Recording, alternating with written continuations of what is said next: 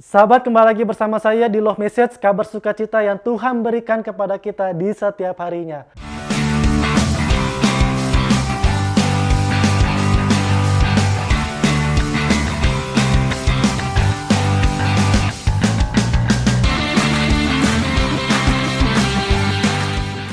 Hari ini saya ingin berbicara tentang pahlawan yang sejati.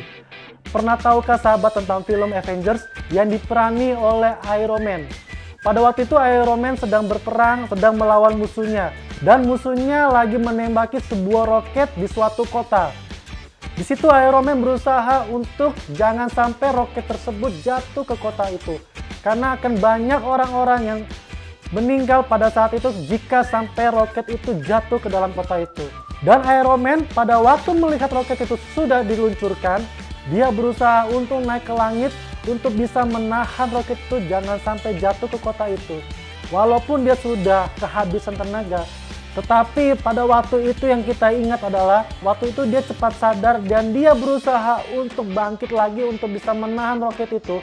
Karena bila roket itu jatuh sampai ke kota itu akan banyak jiwa, akan banyak masyarakat yang tewas dalam seketika. Mengapa saya ambil cerita tentang ini? Ini adalah seorang pahlawan sejati. Iron Man adalah pahlawan sejati.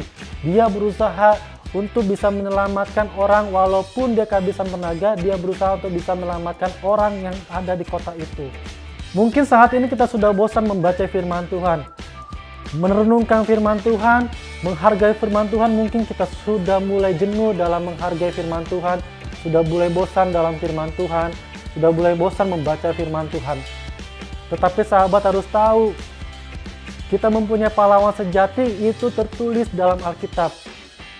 Dia rela disalib dan bahkan mati untuk bisa menebus dosa saya dan saudara.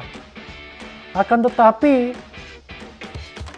kita juga harus mengetahui dosa kita yang dahulu dan dosa kita yang sekarang dan sampai selama-lamanya Dia sudah selesaikan di atas kayu salib.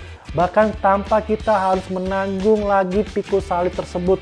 Sebuah pengorbanan tidak akan bisa dilakukan tanpa dia memiliki karakter seorang pahlawan sejati.